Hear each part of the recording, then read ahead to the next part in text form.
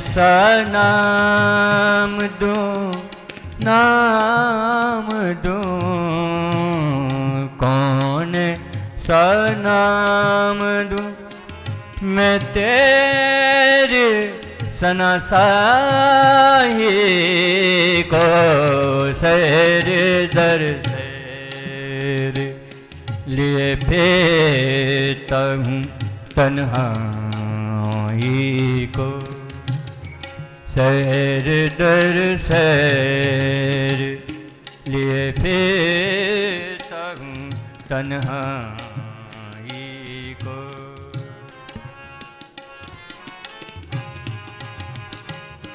क्या बात है, शाबाश।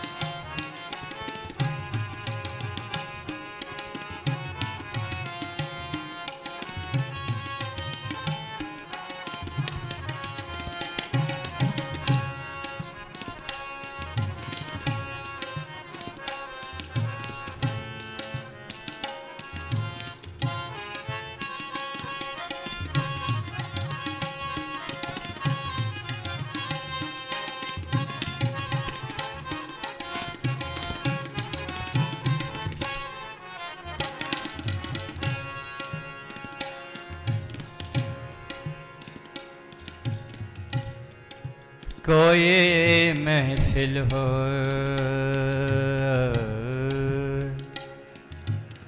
महफिल हो, महफिल हो, कोई महफिल हो, कोई महफिल हो, कोई महफिल हो, तेरा नाम आ जाता है, कोई महफिल हो, तेरा नाम आ जाता है, जान कर साथ लगा रखा है रुसवाई को, जाने कर साथ लगा रखा है रुसवाई को, कौन सा नाम दूं, नाम दूं, कौन सा नाम दूं, मैं तेरी सना साही को सहर दर सहर लिए फेरता हूँ तन्हाई को, सहर दर सहर लिए फेरता हूँ तन्हाई को।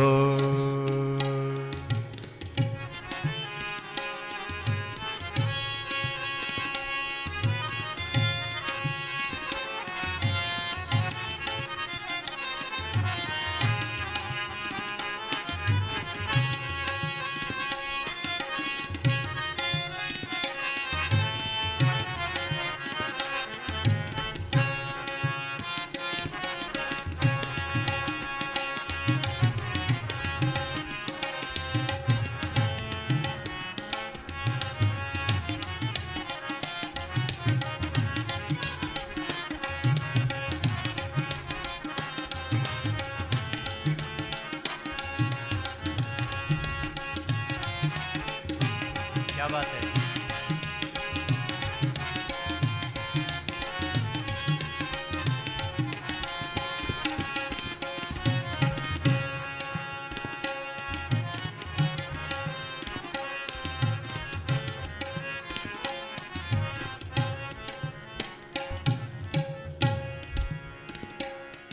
ना ना ना ना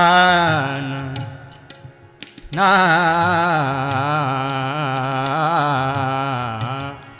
ना ना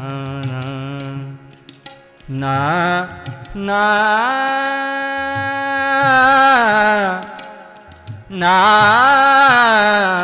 ना ना ना ना नर नर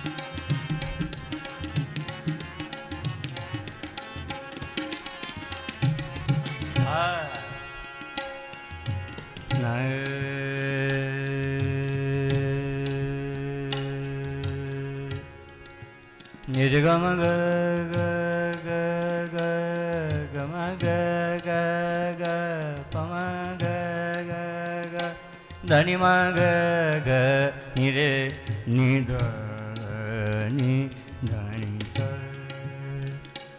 धनि रे स गम रे स पम गम गे नि ध नम म रे रे रे रे स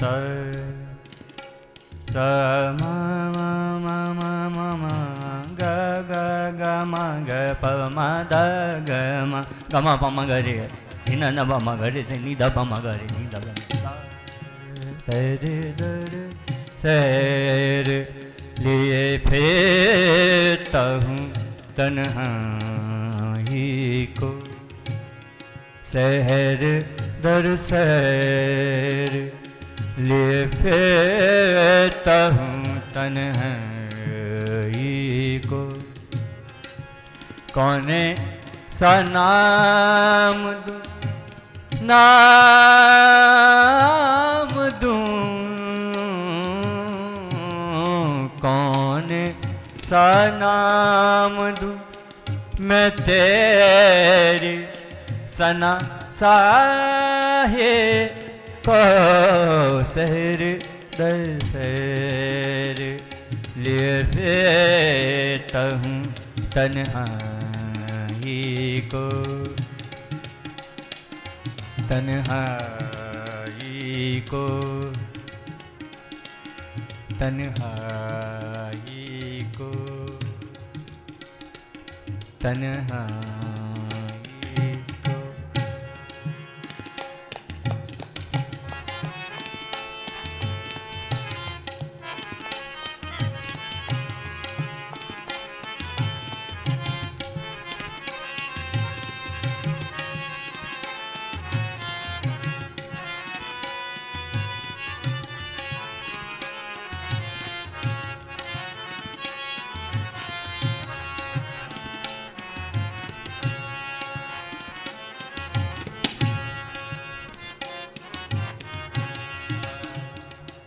जिस तरफ जाओगे हैं खोखले शब्दों के हुजूम जिस तरफ जाओगे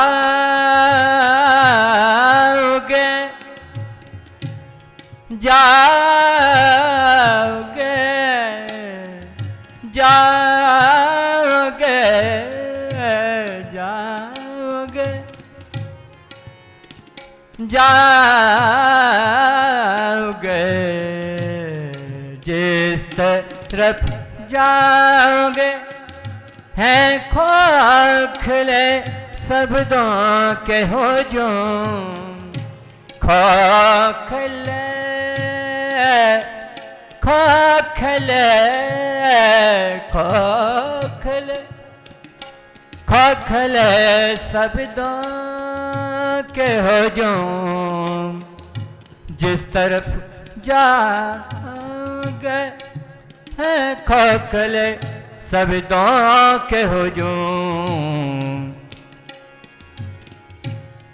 कौन समझे यहाँ आवाज की गहराई को कौन समझेगा, कौन समझेगा यहाँ आवाज की गहराई को। शहर दर शहर लिए फिरता हूँ तन्हाई को। शहर दर शहर लिए फिरता हूँ तन्हाई को। कौन सा नाम दूँ मैं तेरी, कौन सा नाम दूँ मैं तेरी सना साहे को। शेर दर शेर लिए फिरता हूँ तन्हाई को। शेर दर शेर लिए फिरता हूँ तन्हाई को, तन्हाई को, तन्हाई को।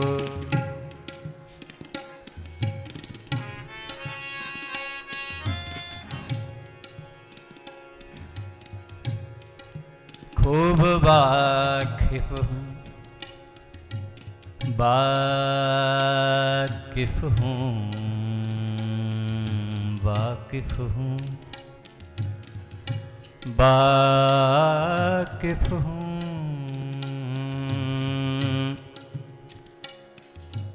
वाकिफ हूँ, वाकिफ हूँ, वाकिफ हूँ, वाकिफ हूँ, वाकिफ हूँ, वाकिफ हूँ, वाकिफ हूँ। वाकिफ हूँ,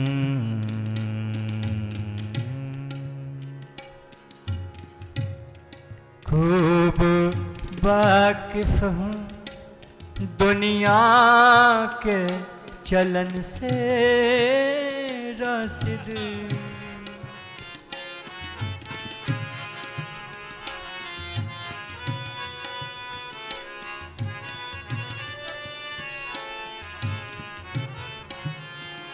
खूब वाकिफ हूँ दुनिया के चलन से रासिद। खूब वाकिफ हूँ, वाकिफ हूँ दुनिया के चलन से रासिद। मैंने पर्वत नहीं समझा है कभी राई को। मैंने पर्वत नहीं समझा है कभी राई को। कौन सा नाम दूँ नाम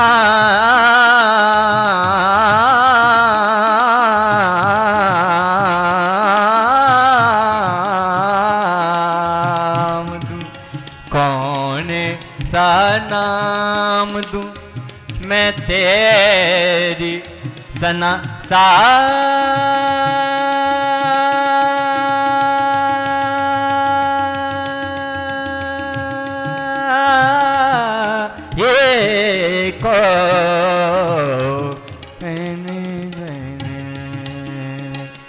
लिए फिरता हूँ तन्हाई को। शहर दर शहर लिए फिरता हूँ तन्हाई को। तन्हाई को तन्हाई को।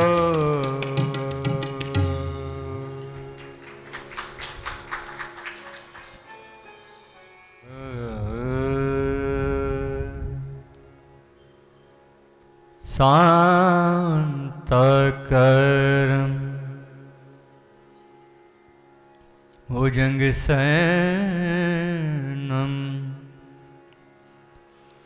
पद्मनाभं सुरेशं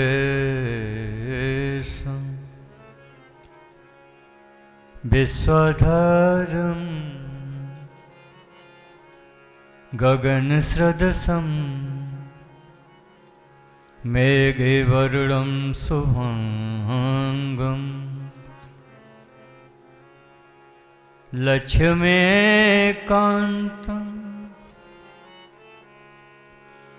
कमलनयनं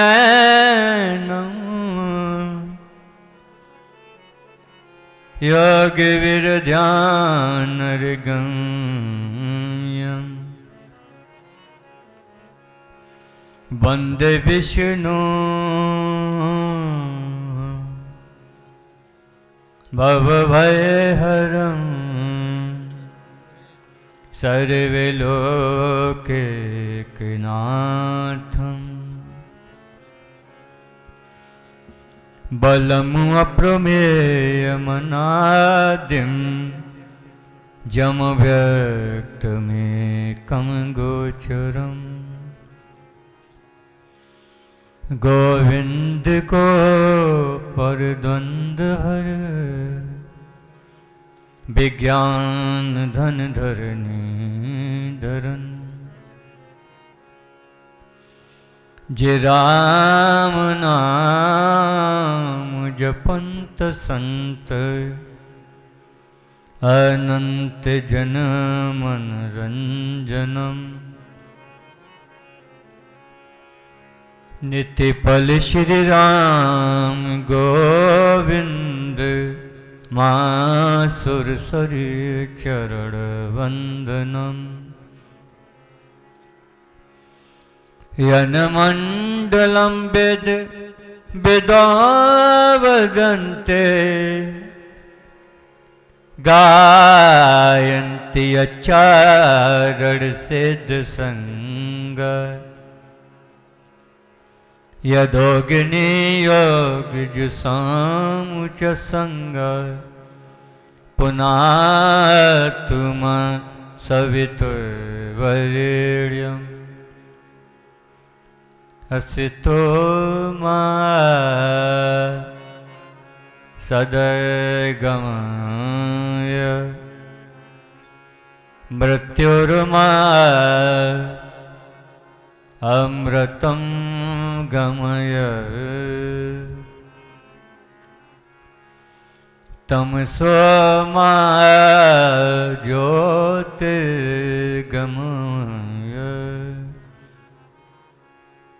सर्वे भवन्तु सुखिनः सर्वे सन्तु निरामय सर्वे भद्राणि पश्यन्तु मा कश्चित् दुःखभाग् भवेत्। ॐ शान्तिः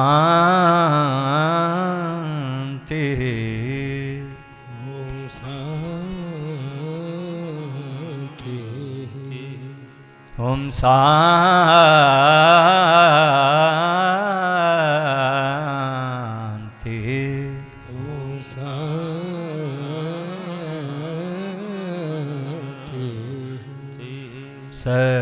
सर्वरिष्टेषु शान्तिर्भवतु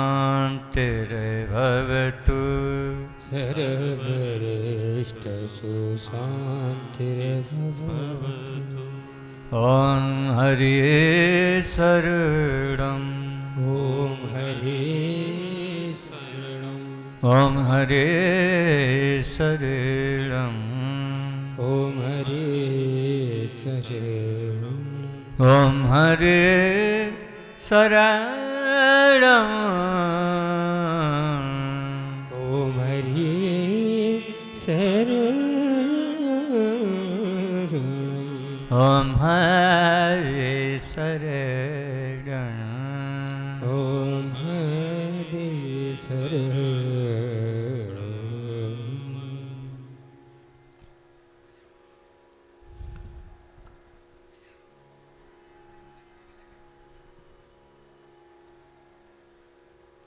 हे अखिल सृष्टि के नियंता,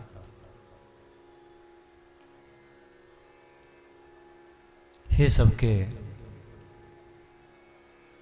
प्राणों में रमने वाले मेरे राम,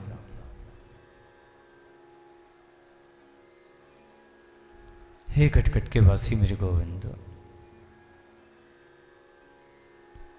वैसे योग्य नहीं है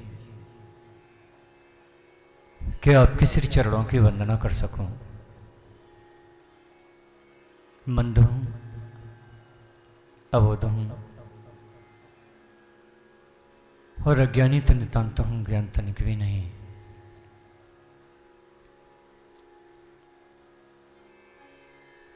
पर जैसा भी हूं, केवल और केवल आपका हूं। आप साक्षी हैं हमारी साधना, आराधना और तपस्या के मेरे मालिक। भला हमारी तपस्या का साक्षी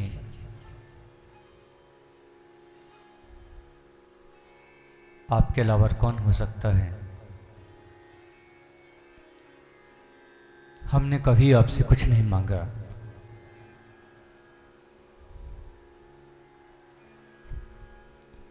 पर इतनी दया और कृपा तो रखना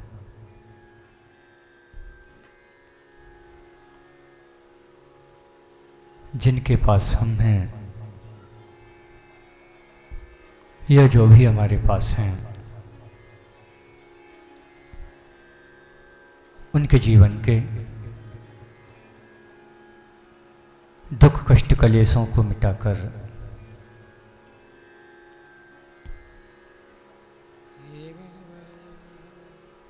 अपने तपस्या के पुण्य प्रभावों से उनके जीवन में सत्य, ज्ञान और आनंद का प्रकाश भर सकें, इतनी दया और कृपा तो रखना मेरे स्वामी। प्रणाम। मालिक दाता हुजूर, समर्थ सदगुरु के श्री चरणों में जिनकी कृपा, करुणा, ममता, दया और असीम स्नेह से मुझ जैसे मंदमूर्ख में ज्ञान के चंद बीज अंकुरित हुए। प्रणाम। मां के श्री चरणों में प्रणाम। उन सिद्ध संतों के, उन ब्रह्मज्ञानियों के श्री चरणों में जिन्होंने अपने जीवन को जलाकर तपाकर आत्मज्ञान और ब्रह्म ज्ञान की खोज की और भटकती तड़पती मानवता को सत्य के पथ पर चलाया। प्रणाम। उस पवित्र हिमालय को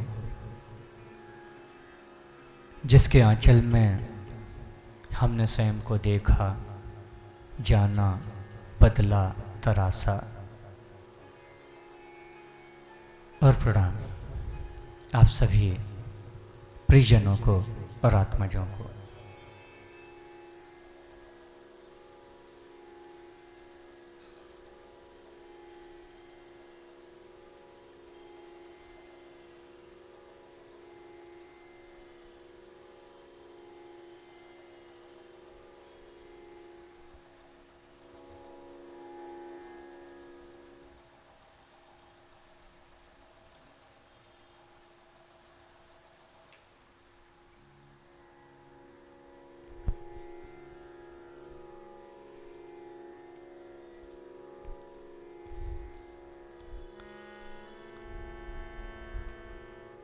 तो हमारे महान पूर्वज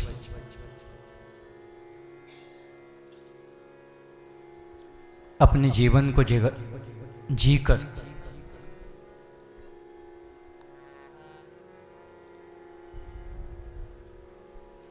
जीवन कैसे जिए, कर्म कैसे करें, धर्म कैसे करें, इस काल से और इस माया के चक्र से हम कैसे बचें।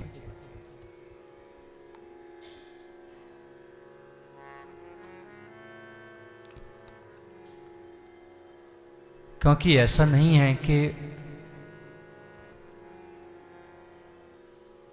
मनुष्य के जीवन में सब कुछ है तो वो खुशहाल होगा।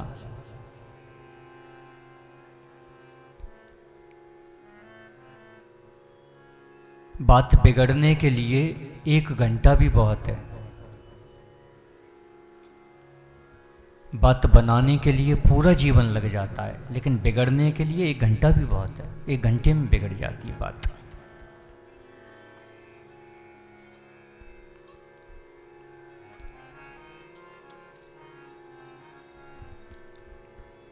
काल किसी के भी जीवन का अतिक्रमण कर सकता है।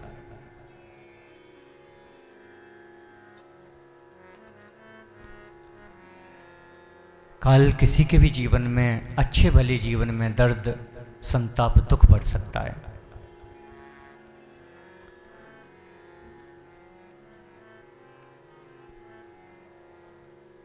क्योंकि मनुष्य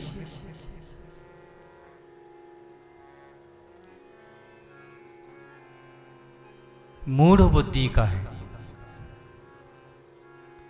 हमारे आदि गुरु, आदि योगी शिव कहते हैं कि मनुष्य मूढ़ बुद्धि का है। मूढ़ बुद्धि क्या है? उसे सीधी सीधी बात समझ न आना, उल्टी सारी बातें अपने आप समझ आ जाना।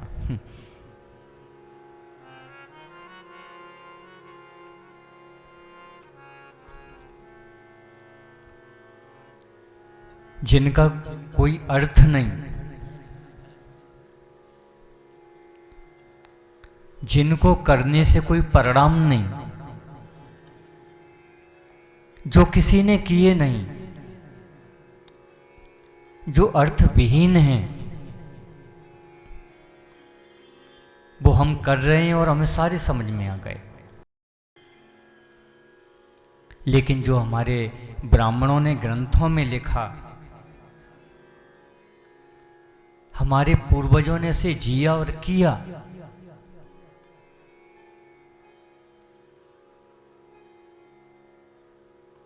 बताया, समझाया, लगातार समझा रहे हैं, तो वह बात हमें समझ में नहीं आती है।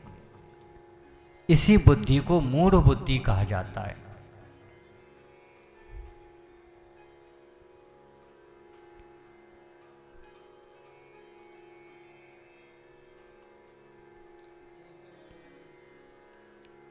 सारे उल्टे काम।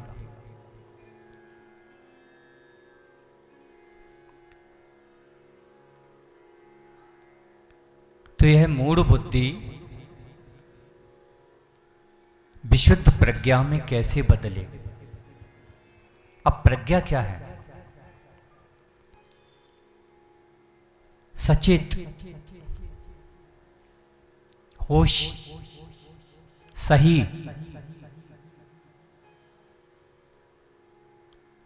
वह कार्य जिसका अर्थ है, जिसका परिणाम है, जिसके लाभ हैं, जो करना चाहिए, जो किया गया है, जो लिखा है, जो बताया गया है।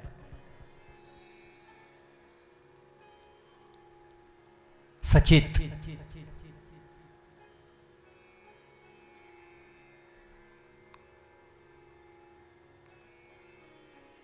पर हम वह नहीं करते।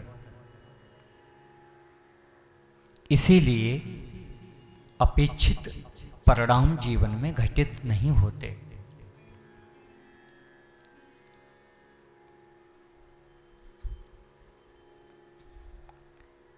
अगर हम उसे सही तरीके से करें तो अपेक्षित परिणाम तुरंत घटित होता है, क्षण मात्र की देर नहीं होती।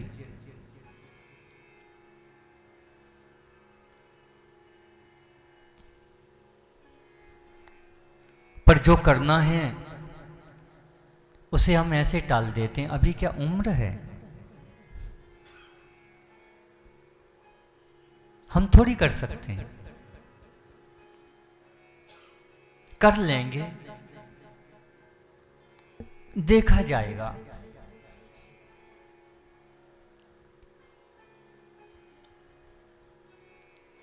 इन्हीं शब्दों के साथ हमारे जीवन में जब दुख दस्तक देता है, फिर हम कहते हो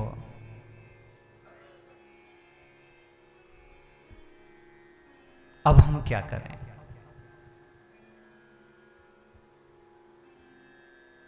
तो ये शब्द तो भूल ही जाना चाहिए हमें, कर लेंगे, अभी क्या उम्र है, देख लेंगे, हो जाएगा, भगवान की इच्छा है। जैसे सारी भगवान की इच्छा बैठ के हम सुनते ही रहते हो। तकिया कलम कितना जबरदस्त है कि भगवान की इच्छा है, जैसे सारी इच्छा भगवान की ही मानते हैं हम।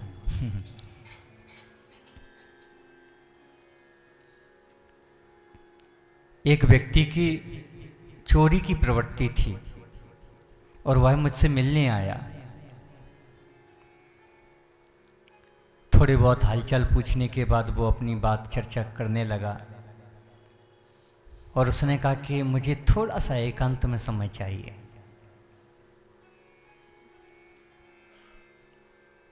तो मैंने कहा ठीक है। जब एकांत हुआ तो वो कहने लगा कि मेरी आदत चोरी की है, वैसे मैं बहुत अच्छा व्यक्ति हूं। तो मैंने कहा कि जरूर, देखने से ही लग रहे हैं आप बिल्कुल अच्छे ही हैं, ईश्वर ने दुनिया में बुरा कोई बनाया ही नहीं है। कहने लगा तो यही तो मैं लोगों को कहता हूं, हर ग्रंथ में लिखा है भगवान की बिना इच्छा के पत्ता नहीं हिलता, मैं चोरी करता हूं तो वही तो कराता है। मैंने कहा क्या खूब बात कही आपने।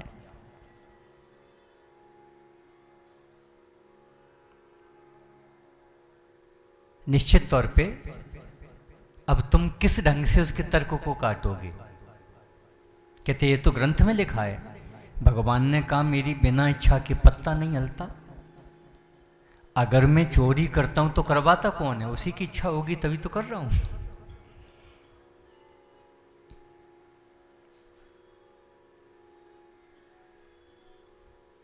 यही भूल भुलैया है।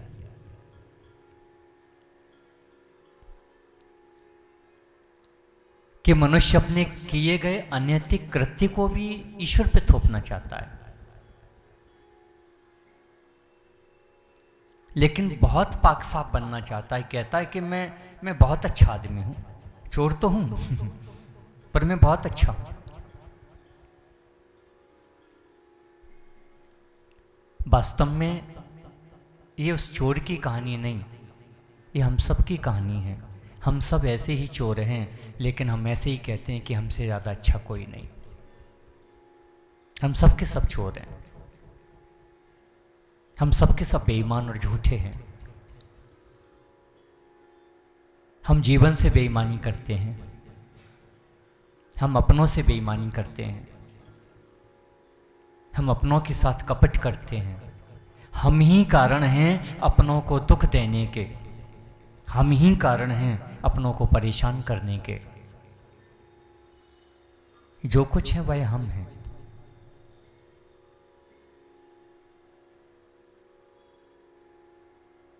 यही माया है।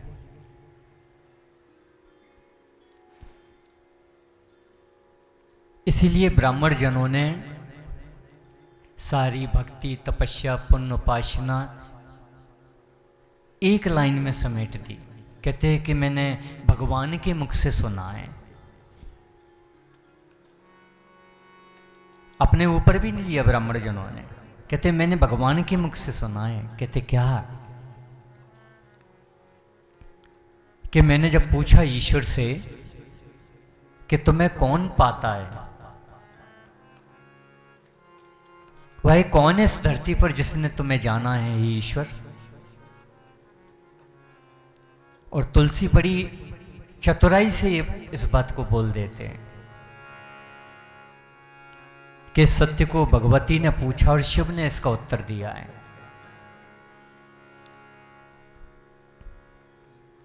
दो सूत्र अति बेजोड़ हैं जो शिव ब्रह्म ज्ञान में अपनी शिष्या भगवती को प्रदान करते हैं। और तुलसी कहते हैं कि मैं उन अक्षरों को बस लिख रहा हूं सरल करके।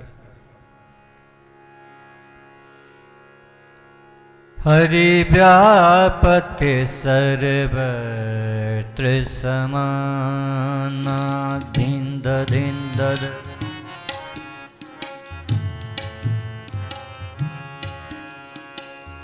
हरि व्यापते सर्वत्र समाना हरि व्यापक सर्व धिंद धिंद धिंद धिंद धिंद हरि व्यापक सर्वत्र समाना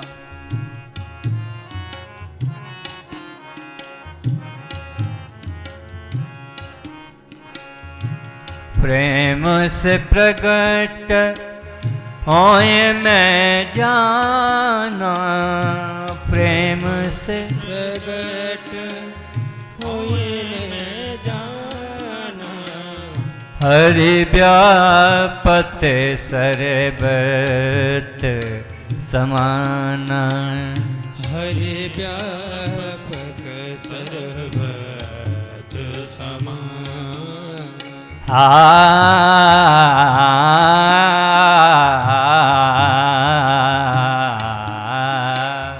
हरि व्यापते सर्वत्र समाना हरि व्यापते सर्वत्र समाना प्रेम से प्रगट होए मैं जाना, प्रेम से प्रगट होए मैं जाना हरि व्यापते सर्वत्र समाना हरि व्यापक सर्वत्र समाना निर्मल मन जन सो मोहि पावा, मोहे कपट छल छिद्र न बाबा। निर्मल मन जन सो मोहे पावा, मोहे कपट छल छिद्र न भावा। निर्मल मन जन निर्मल मन जन निर्मल मन जन सो मोहे पावा। निर्मल मन जल सो मोहे पावा। मोहे कपट छल छिद्र मोहे कपट छल छिद्र न बाबा। निर्मल जल मन सो मोहे पावा, मोहे कपट छल छिद्र न भावा। छिद्र न बाबा, छिद्र न बाबा।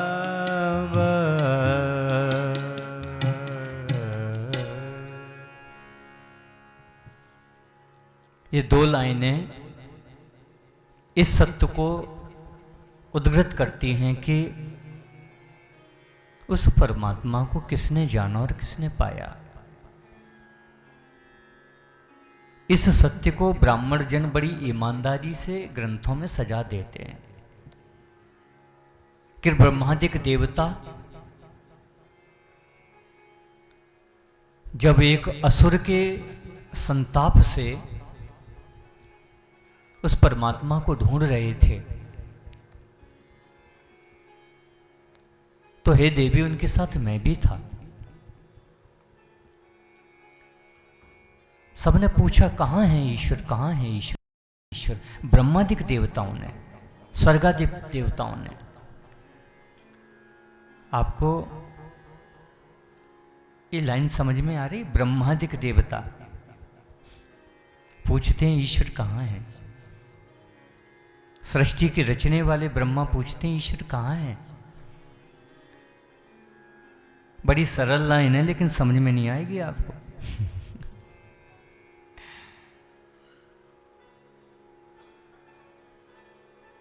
बहुत सरल लाइन है। मैंने यही तो कहा, मूढ़ बुद्धि है मनुष्य की।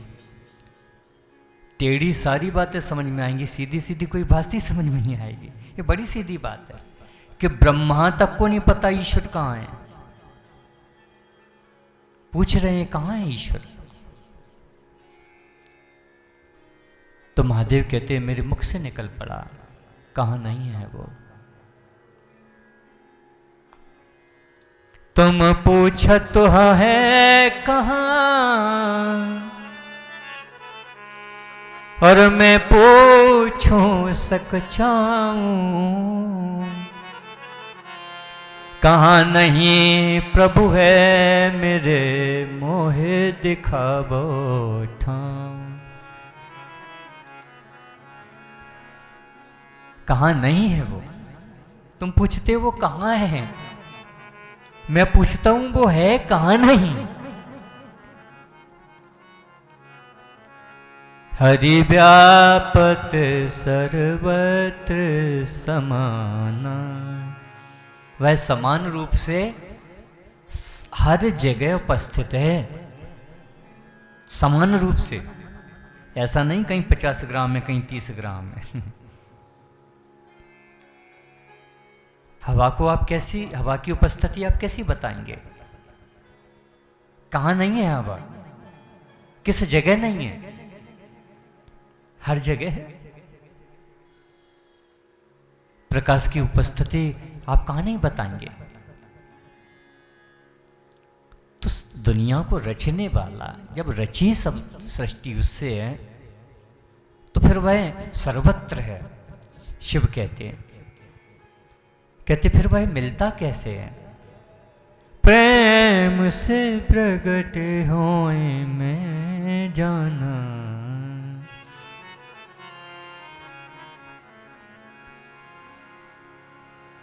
जैसे प्रेम की परिभाषा समझ में आ गई।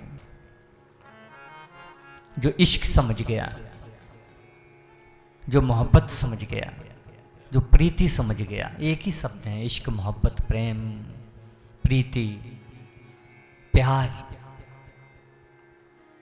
एक ही शब्द है। ये दो लाइनें बड़ी कीमती हैं। और प्रेम किसके हृदय में होगा? निर्मल मन जन, जिसका निर्मल मन है। सो मोहे पाबा,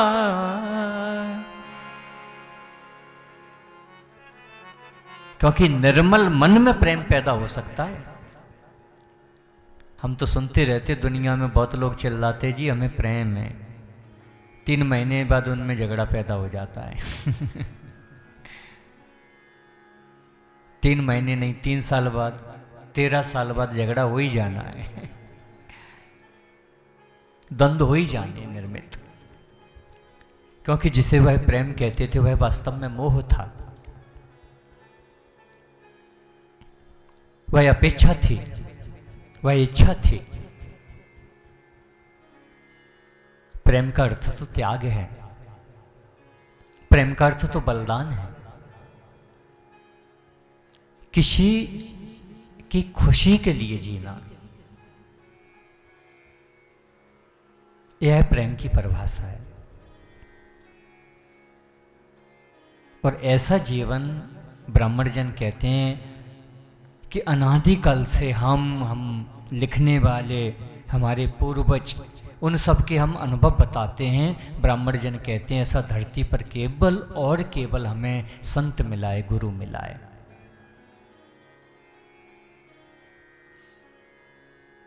तो सारी बातों का निचोड़ ये आ गया कि गुरु वही है जिसका निर्मल मन है, गुरु वही है जिसका रोम रोम प्रेम से भरा हुआ है। और ऐसे गुरु ने उस परमात्मा को पा लिया है, जान लिया है।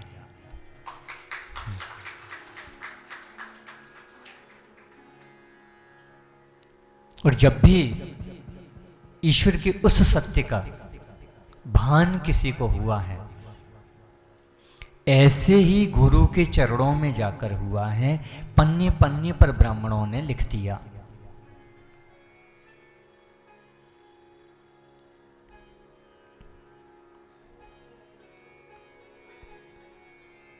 क्योंकि भगवती थक गई जान जान के न जान पाई, ब्रह्मा थक गए जान जान के न जान पाए।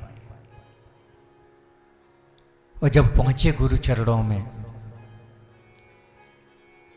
फिर जानने योग्य कुछ रहा ही नहीं, सब जान गए।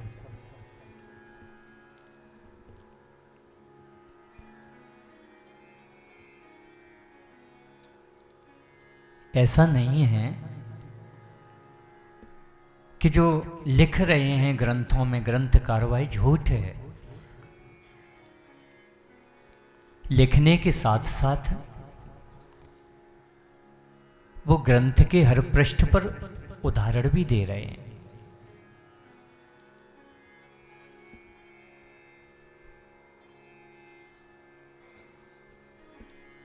और श्रेष्ठ लोगों का उदाहरण दे रहे हैं चुन चुन कर वो।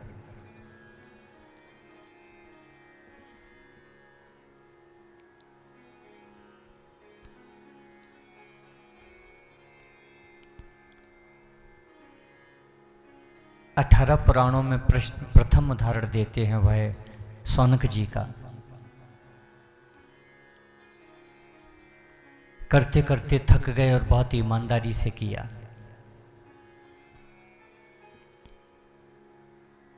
लेकिन वह कुछ भी न जान पाए और उन्होंने दो सूत्र कहे। अज्ञान ध्वांत विद्वसम कोटि सूर्य समप्रभा सुतख्याये कथा सारम ममु करुणम रसायनम।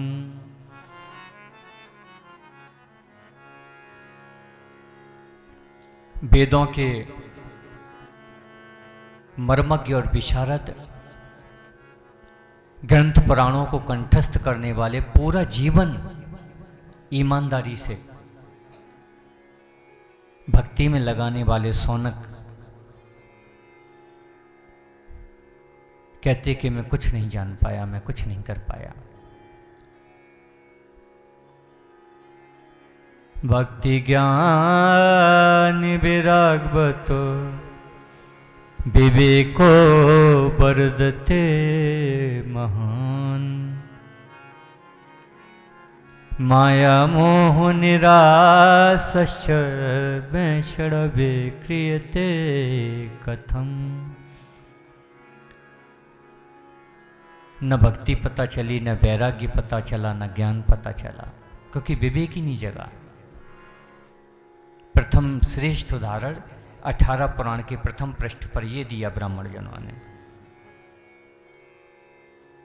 द्वितीय उदाहरण दिया नारद जी का कि बैकुंठ में रहते हैं, तपस्या करके कामदेव को जीत लिया, देव ऋषि हैं, फिर भी पतन हो गया।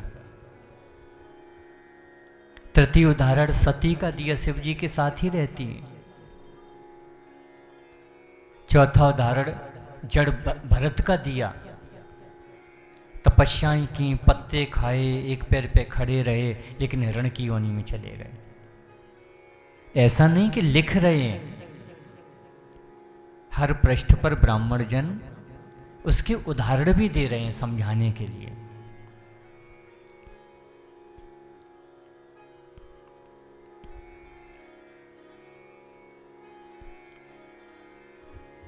पूरा इक्ष्वाकु वंश का इतिहास,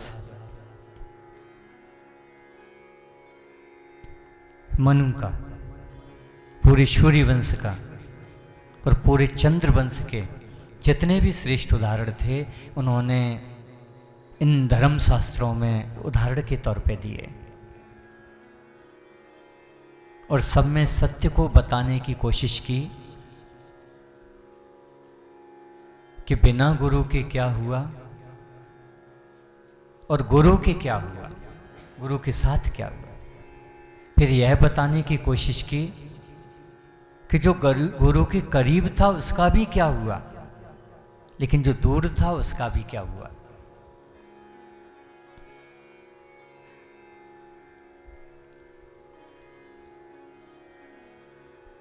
इतना समझाने के बावजूद भी हम कैसे रह गए, मूढ़ के मूढ़।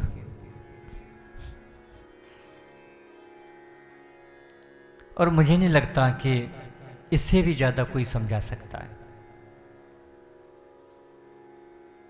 इससे भी ऊपर कुछ और समझाने की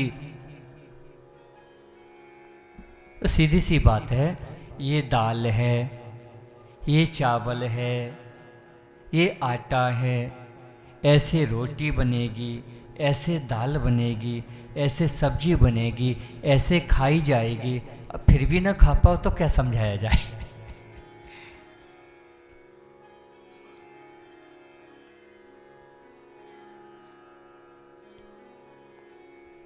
अब अगला उदाहरण क्या देते हैं, दशम स्कंद के सूत्र में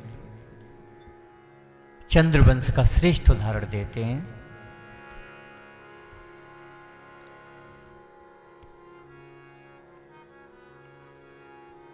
यथोपसाधम तौ दान्तो गुरु ब्रहीत मंदताम् ग्राहयन्ता भूपतये स्वभक्तया देवं भाद्रतौ। कंस का संहार करने के बाद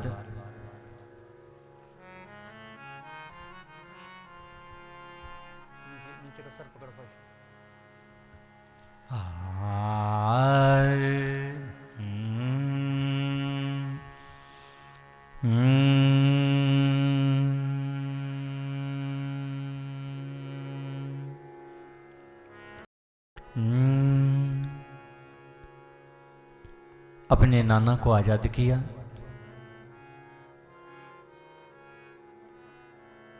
और उन्हें राजगद्दी पर बिठा दिया साहिब ठाकुर ने।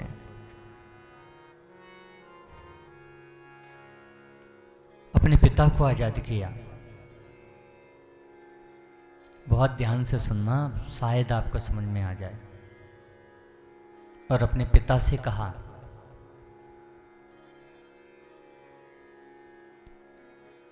कि हे पिताजी, ये संसार में काल और माया का विचित्र खेल है। कर्मों के खेल इतने सूक्ष्म हैं, कर्मों के इन खेलों से कोई नहीं बचा।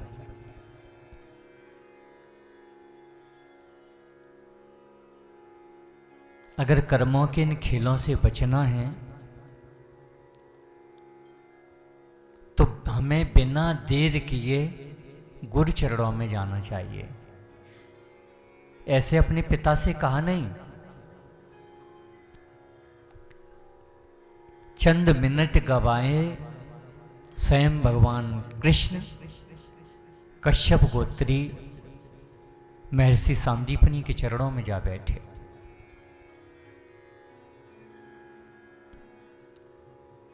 प्रश्न पैदा हुआ,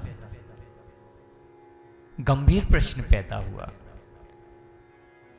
ये ब्राह्मण जन ऐसी बात लेकर क्या समझाने की कोशिश कर रहे हैं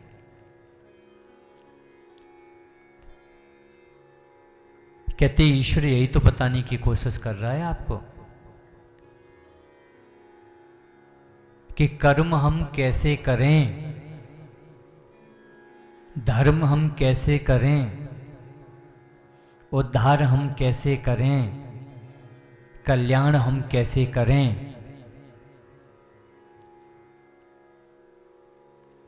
नहीं, भगवान को क्या जरूरत थी?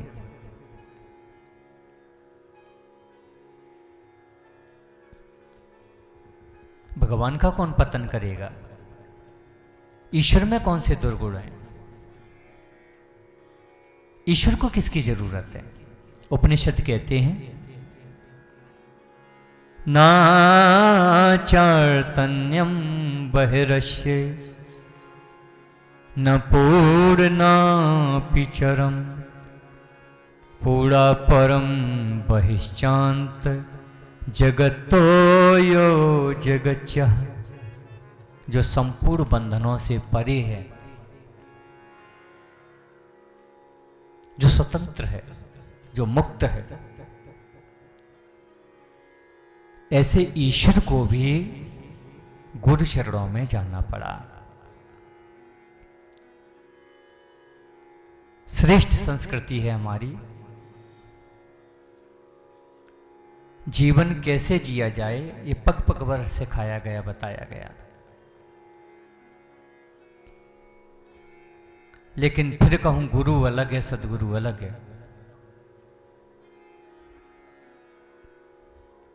यहीं पर मिलन हुआ साहिब ठाकुर का सुदामा से,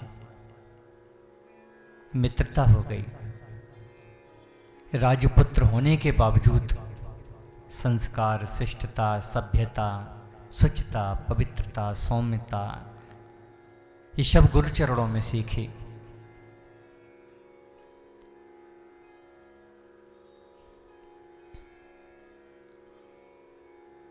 इसका अर्थ है कि हमें अतीन्द्रिय क्षमताओं का ज्ञान अतीन्द्रिय क्षमता युक्त व्यक्ति विशेष से ही प्राप्त करना पड़ता है। जैसे मैं सुबह उदाहरण दे रहा था, बच्चा छोटा है, उसे नहीं पता सही क्या है गलत क्या है। आग से जलते हैं या नहीं जलते छोटे बच्चे को नहीं मालूम, जबकि शारीरिक बनावट उसके माता पिता की और उसकी एक जैसी है। जब जन्म देने वाला ही एक जैसा है तो बनावट भी एक जैसी है, लेकिन छोटे बच्चे को नहीं मालूम। दौड़ पड़ा वो अग्नि से खेलने के लिए, दीपक की लौ से खेलने के लिए। बच्चे को नहीं पता उसके लिए वो खेल है, लेकिन माता पिता को पता है जल जाएगा, दौड़ के उठा लिया, बचा लिया। क्यों? अतीन्द्रिय क्षमता बच्चे से ज्यादा थी। तो लोक व्यवहार के विषय बच्चे ने अपने प्रथम गुरु, जन्मदाता गुरु माता पिता से सीखे।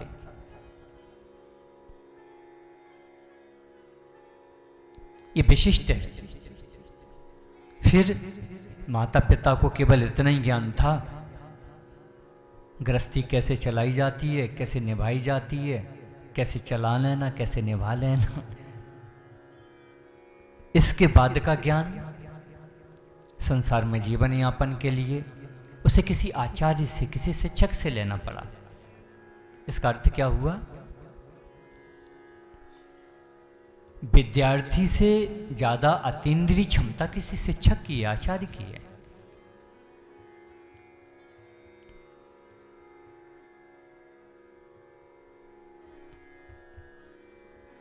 लेकिन तब भी बात नहीं बनी। माता पिता से भी ले लिया, शिक्षक से भी ले लिया, तब भी वो बेचारा का बेचारा ही रह गया। इसका अर्थ था कि अब उसे किसी और की भी जरूरत है। यहीं दुनिया में जो श्रेष्ठ अतीन्द्रिय क्षमता है उसे गुरु की, योगी की, संत की, शिव की कही जाती है। जब उसे पता चला कि बच्चे खराब हैं तब तो दुख है ही है। जब घर भी अच्छा, परिवार भी अच्छा, सब अच्छा, फिर भी दुख है।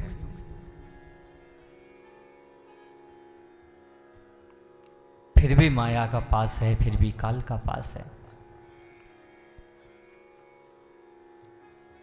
तो जैसे एक छोटे बच्चे को नहीं पता था अग्नि से कैसे बचना है, ठीक ऐसे ही संसार में बड़े बड़े बुद्धिजीवियों को नहीं पता था माया से कैसे बचना है, काल से कैसे बचना है।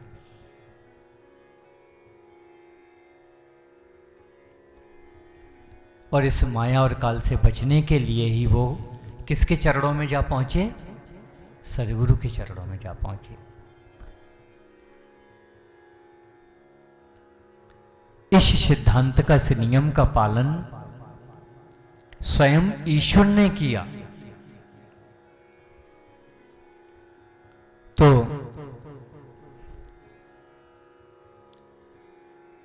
इन दृश्यों को देखकर हम बहुत आसानी से इस सत्य को जान लें कि हमें भी इन नियमों का पालन करना ही करना पड़ेगा।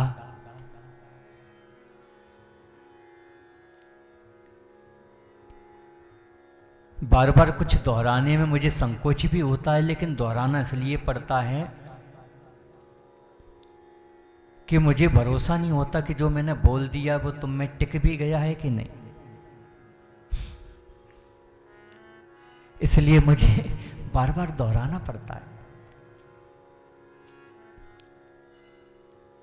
स्वयं महादेव को माता सती के लिए गुरु ढूंढना पड़ा। वो जानते थे सत्य को, बिना गुरु के सती का भी उद्धार नहीं हो सकता, जबकि वह शिव के निकट थी। मैं इस प्रसंग पे चर्चा कर चुका हूं, लेकिन दोहराना इसलिए पड़ा है कि शायद टिक जाए। परसों का निकल गया हो तो आज का ही टिक जाए। टिकना ही बड़ा मुश्किल है।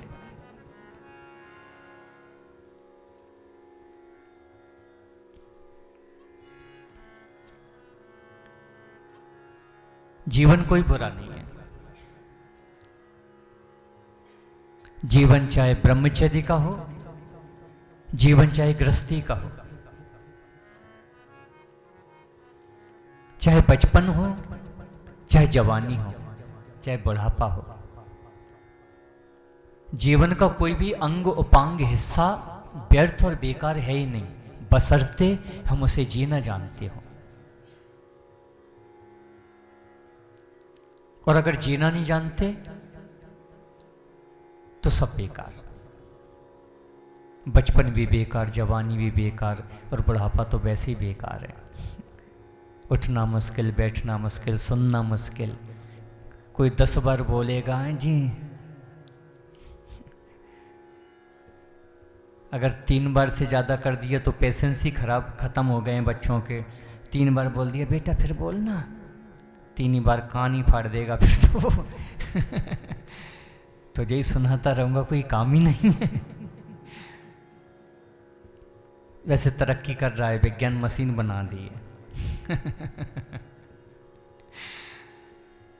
जैसे जैसे मनुष्य घिसता रहा है, उसके कान घिस गई, आंख घिस गए, तो विज्ञान भी तरक्की कर रहा। कोई बात नहीं, नहीं सुनाई दे तो मशीन है। नहीं दिखाई दे तो चश्मा है। विज्ञान भी तरक्की कर रहा है।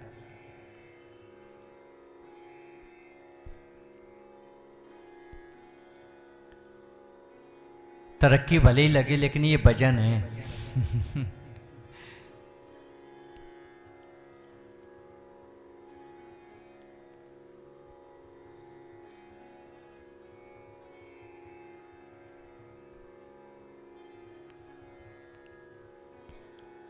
तो आज अंतिम दिन में पहुंच गए।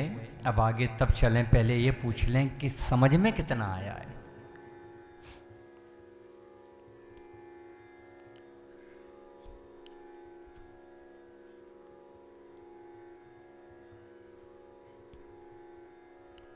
एक चर्चा और चली आज सुबह। जेपी कहने लगा कि गुरुदेव आपके चरणों में रहते रहते बहुत समय हो गया, तो मैं बहुत सीख गया हूँ, समझ गया हूँ, जान गया हूँ। मेरे बड़े भाई हैं, पिता तुल्य हैं,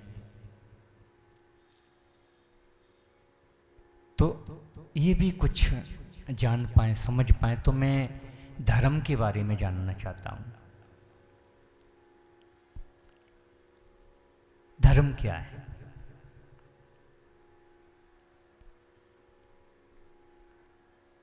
तो बड़ा सुंदर प्रश्न किया उसने। इन्हीं प्रश्नों को आध्यात्म के श्रेष्ठ प्रश्न कहा जाता है, जिन्हें सुनकर मन में प्रसन्नता पैदा हो जाती है कि कम से कम शिष्य वह तो है जो कम से कम सीखने की कोशिश कर रहा है। लेकिन कुछ शिष्य ऐसे भी हैं कि मुझे 10 साल हो गए एक ही बात को सिखाते सिखाते बताते बताते 10 साल बाद उनका प्रश्न भी वही है।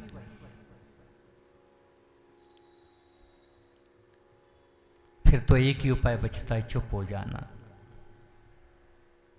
10 साल में एक ही प्रश्न है और एक ही उत्तर है, फिर भी उसका प्रश्न पूरा नहीं होता। फिर तो सीधी सी बात है, समझ जाओ कि भैंस के आगे बीन नहीं बजाई जानी चाहिए, क्योंकि व्यर्थ है। सांप के आगे बजाओगे तो झूमेगा, भैंस कहाँ से झूमे? अरे जिस चीज का इशारा जो समझे।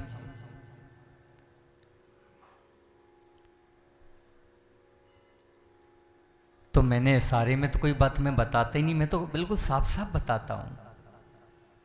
फिर भी बात समझ में नहीं आए तो होशियारी ये है कि चुप हो जाओ, फिर मौन हो जाओ, फिर बंद हो जाओ, फिर अपनी मस्ती में पहुंच जाओ। और ये तकलीफ की बात है, क्योंकि मैंने जितनी मेहनत बच्चों पे की है, मैं दम्भ से नहीं बोल रहा हूँ, ये गर्व से बोल रहा हूँ कि मैंने रात और दिन एक कर दिया बच्चों पर मेहनत करके। रात को रात नहीं समझा और दिन को दिन नहीं समझा। मैंने हर सांस अपनी न्यौछावर कर दी उन पे। उसके बावजूद भी नहीं सीखे, नहीं समझे, तो उनका दुर्भाग्य है। फिर तो अब अगली बार ही देखेंगे। इस बार का टाइम ऑफ हो गया।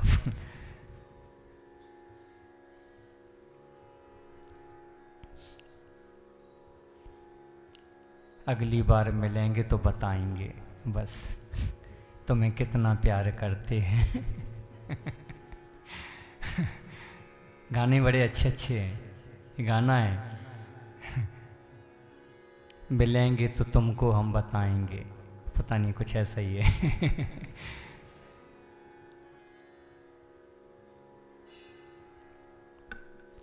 तो बड़ा सुंदर प्रश्न किया, धर्म। वास्तव में धर्म क्या है? हमारे पूर्वज जो धर्म की परिभाषा देते हैं वह व्यक्तिगत है। व्यक्तिगत से अर्थ ये है कि एक पुरुष कई पद पर हो सकता है। वह पुरुष पति भी हो सकता है, पिता भी हो सकता है, पुत्र भी हो सकता है, किसी पद पर भी हो सकता है। तो पद पे मान लो डॉक्टर है, तो डॉक्टर का धर्म क्या है? कोई बीमार अपना इलाज करने आए तो क्या करे? उसका ईमानदारी से इलाज करे, अपने श्रम को ले। मैं ये नहीं कह रहा हूँ कि वो अपनी फीस न ले, अपनी फीस ले, उसका इलाज करे, ये उस डॉक्टर का धर्म है। लेकिन फीस भी ले ले, दवाइयों में भी कमीशन ले ले, टेस्ट में भी कमीशन ले ले, 2 किडनी में से 1 किडनी निकाल ले। ये धर्म भ्रष्ट है या धर्म है? हाँ जी, धर्म समझ में आ गया आपको? पिता है तो पिता का धर्म, संतान को जन्म दिया, उचित शिक्षा, उचित भोजन, उचित वस्त्र, उचित रहने की व्यवस्थाएं, जो कुछ है उचित तरीके से संतान को दे। ये क्या है? पिता का धर्म। लेकिन संतान को जन्म दिया, जब भीख मांग के ला, शाम को 100 मांग के लाएगा, मैं पी जाऊंगा, सो जाऊंगा, तू जो भी करना है कर। इसे क्या कहेंगे? धर्म भ्रष्ट कहेंगे या धर्म कहेंगे?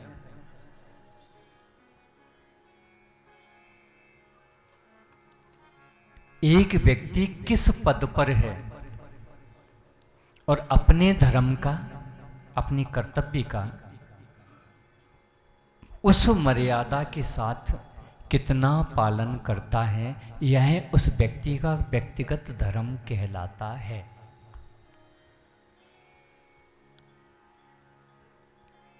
जिसे कर्म भी कहते हैं। लेकिन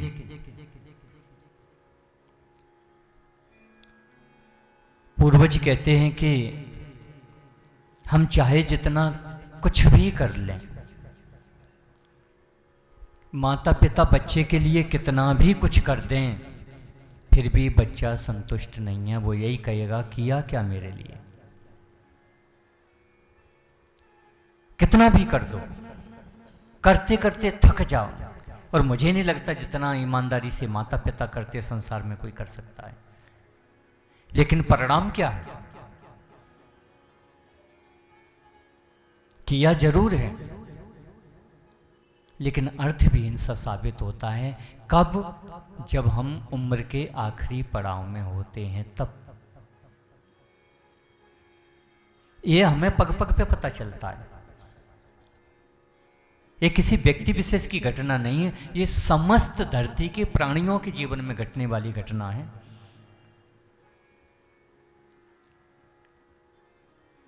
पत्नी पूरी कोशिश करती है ईमानदारी से पति को प्रसन्न रखने की, उसकी जरूरत पूर्ति करने की, लेकिन क्या पति संतुष्ट हुआ?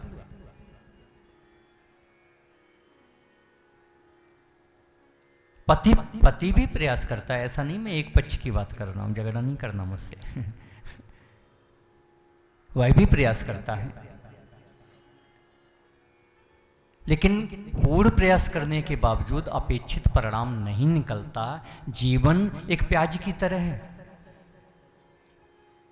उसका एक परत निकालो, दूसरा परत निकालो, तीसरा परत निकालो, चौथा परत निकालो, अंत में हाथ में कुछ नहीं बचता।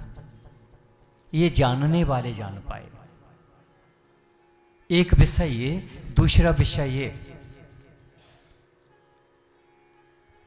मान लो जीवन में दरिद्रता के कर्म हैं, कौन दूर करेगा? कोई नहीं कर सकता। जीवन में दुख के कर्म हैं, दुख के प्रारब्ध हैं हमारे, कौन दूर कर सकता? बताओ आप।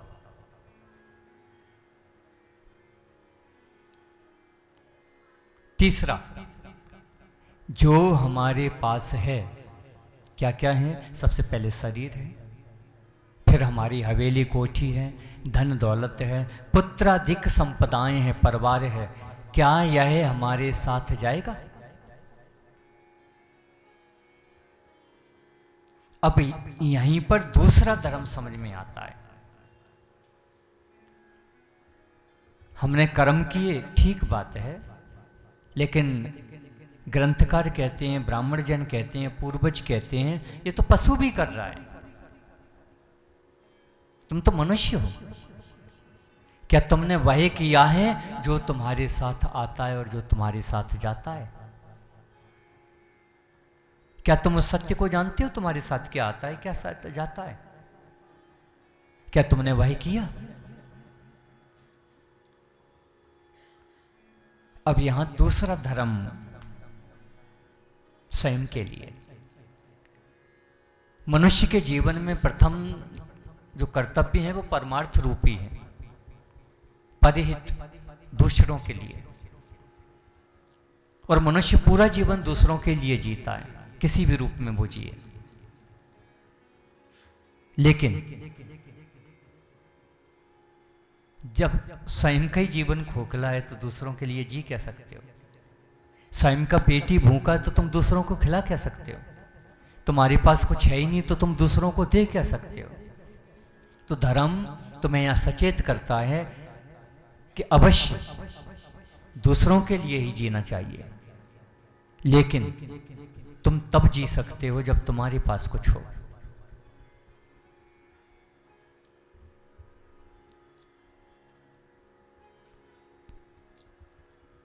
तो हमारे साथ क्या आता है क्या जाता है, वही क्या धर्म था। इसको सूक्ष्म रूप से ऐसे समझाया और कहा गया,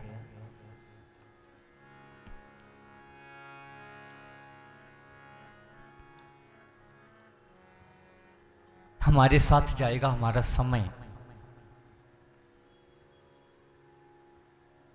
जीवन में जितना भी समय होता, कभी अच्छे के रूप में कभी बुरे के रूप में होता है हमारे साथ। इस बात को समझ पा रहे हैं?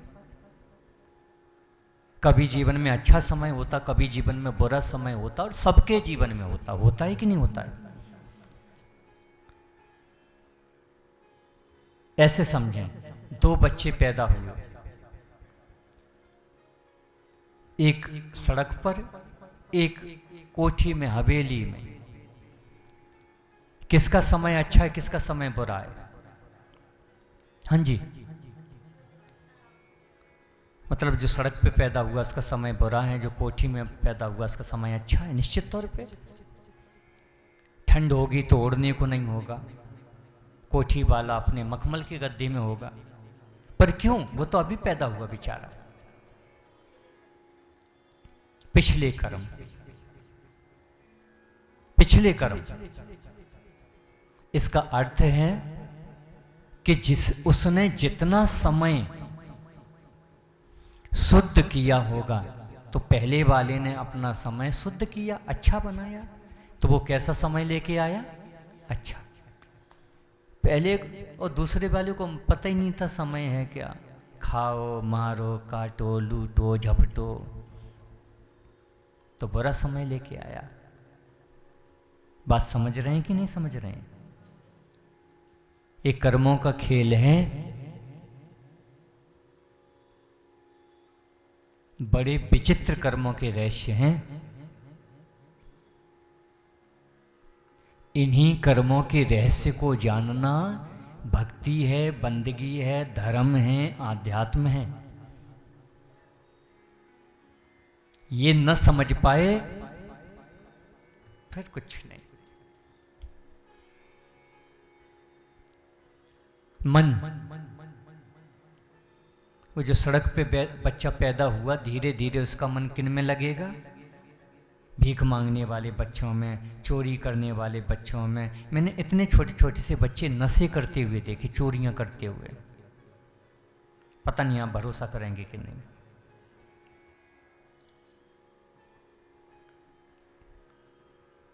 क्यों? पहले वाला बच्चा अच्छा पढ़ रहा है, माता पिता की बात मानता है, धीरे धीरे हो जाएगा, व्यापार संभाल लेगा। आप समझ रहे हैं? क्यों? क्योंकि उसने अपना मन शुद्ध किया होगा और दूसरे ने अपना मन शुद्ध नहीं किया। इस साइंस समझा रहा हूं मैं आपको, अंधविश्वास नहीं समझा रहा हूं। ये साइंस है, विज्ञान। जो समझा रहा हूं वो प्रूव्ड है, मतलब उसके प्रमाण पत्र देने की जरूरत नहीं, तुम समझ रहे हो। तीसरा, शरीर, गलत चीजों में शरीर लगेगा, हिंसा करेगा, अपराध करेगा, जो सड़क पे पैदा हुआ है।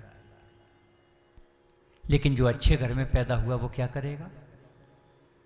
धर्म करेगा, ब्राह्मणों का आदर करेगा, ईश्वर की बंदगी करेगा, उपासना करेगा, माता पिता का, गुरुजनों का सम्मान करेगा। क्यों? क्योंकि एक ने शरीर शुद्ध किया धर्म करके, और एक जानता ही नहीं है मान क्या है, संस्कार क्या है, शिष्टता क्या है, धर्म क्या है। चौथी चीज, धन। पैदा हुआ माँ भीख मांगती है, खाने को नहीं है, और दूसरा पैदा हुआ है अरबों खरबों की संपदा है। बाबा ने 1000 की बनाई होगी, दादा ने लाख की कर दी होगी, पिता ने करोड़ की कर दी, अब खुद अरब की कर देगा। क्यों? क्योंकि उसने अपने धन को भी शुद्ध किया होगा। और पहले वाले ने, इतनी छोटी धर्म की परिभाषा तुम्हें समझ में आई कि नहीं आई? एक जो हम कर्म कर रहे हैं, अच्छे पिता बने, अच्छे पुत्र बने, अच्छे पति बने, अच्छी पत्नी बने, अच्छी पुत्री बने, अच्छी बहू बने, अच्छी सास बने। और सास बहुएं तो निश्चित तौर पे सतर्क हो जाएं जो झगड़ा करती हैं।